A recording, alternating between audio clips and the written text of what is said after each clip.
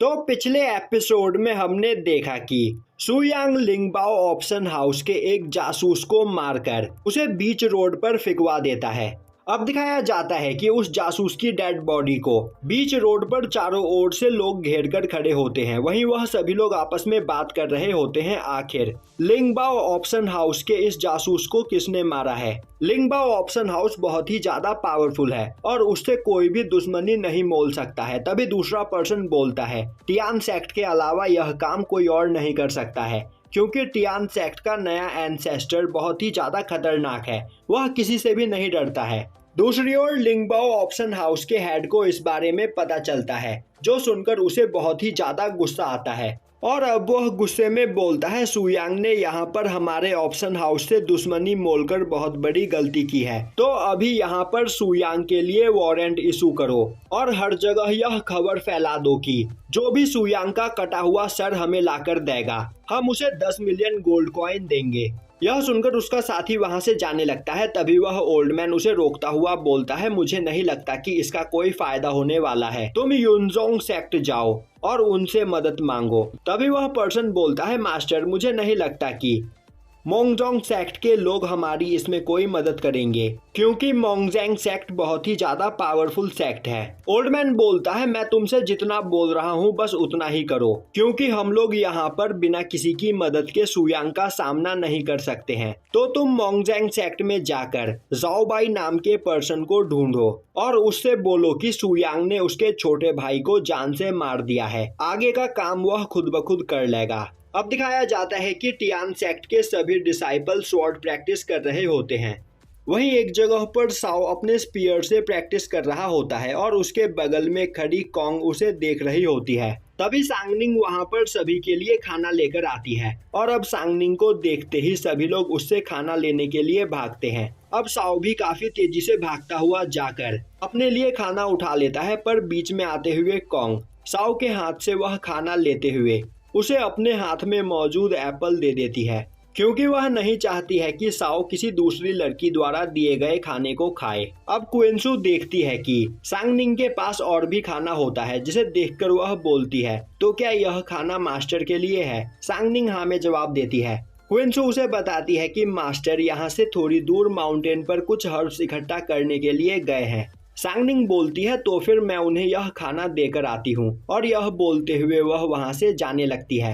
अब सांगनिंग जैसे ही सेक्ट से बाहर निकलती है वह अपने सामने जाओबाई को देखती है, जिसे देखकर वह परेशान हो जाती है और उससे बोलती है आखिर तुम यहाँ पर क्या कर रहे हो। जाओबाई हंसते हुए बोलता है मैं तो यहाँ पर सुयांग को मारकर टियान सेक्ट को डिस्ट्रॉय करने के लिए आया हूँ, तो मुझे बताओ तुम यहाँ पर क्या कर रही हो। सांगनिंग बोलती है टियान सेक्ट उसका घर है और उसके यहाँ पर रहते जाओबाई टियान सेक्ट को कुछ नहीं कर सकता है।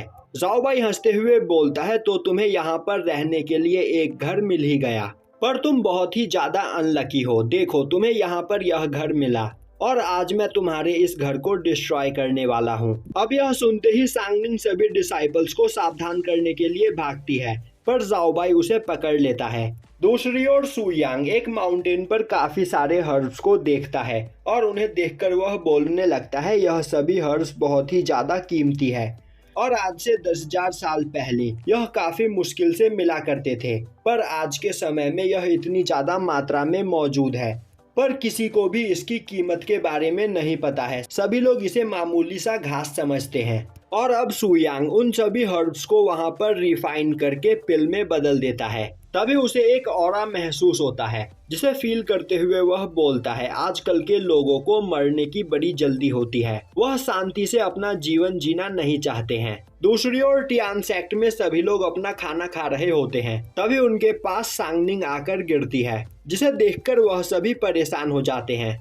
अब सांगनिंग को घायल देखकर कॉन्ग वहां पर उसे हील करने लगती है। तभी जुओबाई वहां पर आ जाता है और बोलता है तुम सभी लोग कमजोर लोगों को मारने में मुझे यहाँ पर बिल्कुल भी मजा नहीं आएगा, तो मुझे बताओ आखिर सुयांग कहाँ पर छिपकर बैठा है।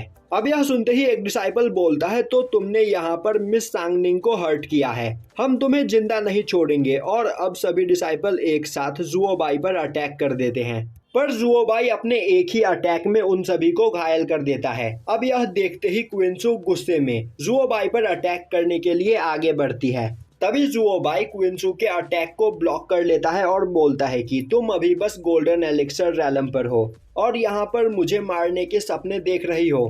तभी पीछे से साओ अपने स्पीयर से उस पर अटैक करते हुए बोलता है तुम्हारे लिए यहाँ पर हम ही काफी है, मास्टर को यहाँ पर तुम्हारे लिए आने की कोई जरूरत नहीं। पर जुओबाई उसके अटैक को भी ब्लॉक कर लेता है। अब क्विंसू और साओ दोनों एक साथ मिलकर लगातार जुओबाई पर अटैक करने लगते हैं, पर जुओबाई काफी आसानी से उन दोनों के अटैक्स को डॉज किए चला जा रहा होता है और अब वह क्विंसू पर अटैक करके उसे दूर फेंक देता है, जो देखकर साओ गुस्से में अपने स्पीयर से उस पर अटैक करता है, पर जुओबाई साओ को भी किक करके दूर फेंक देता है और अब वह हंसते हुए बोलता है मैंने जितना सोचा था टियान सेक्ट के डिसाइपल उससे भी ज्यादा कमजोर निकले।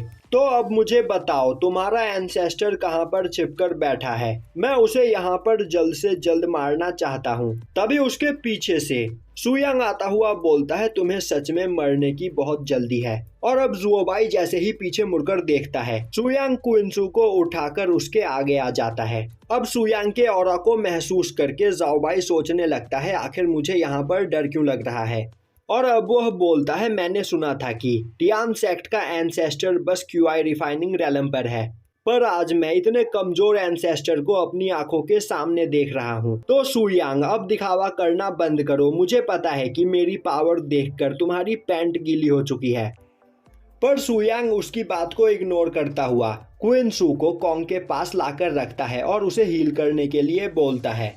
साथ ही साथ वह क्विंसू को खिलाने के लिए उसे एक पिल भी देता है। तभी जुओबाई पीछे से बोलता है इसका कोई फायदा नहीं, तुम अपने डिसाइपल्स को हील कर लो या फिर उन्हें पिल खिला दो, थोड़ी ही देर में मैं तुम्हें मारकर तुम्हारे पूरे टियान सेक्ट को डिस्ट्रॉय कर दूंगा। तभी सुयांग अपनी पावर को रिलीज करता है, जिसे देखकर जुओबाई काफी ज्यादा डर जाता है और अब उसके ऊपर काफी ज्यादा एनर्जी प्रेशर पड़ने लगता है, जिससे वह अपने घुटनों के बल आ जाता है। अब सुयांग आगे बढ़ते हुए गुस्से में बोलता है तुमने यहाँ पर मेरे डिसाइपल्स को मारने की कोशिश की और मेरे टियान सेक्ट की बेइज्जती की, तो अब तुम्हें इसका परिणाम भुगतना होगा। दूसरी ओर जुओबाई के ऊपर काफी ज्यादा प्रेशर पड़ रहा होता है और अब जुओबाई उस प्रेशर को नहीं संभाल पाता है और वहां पर मारा जाता है।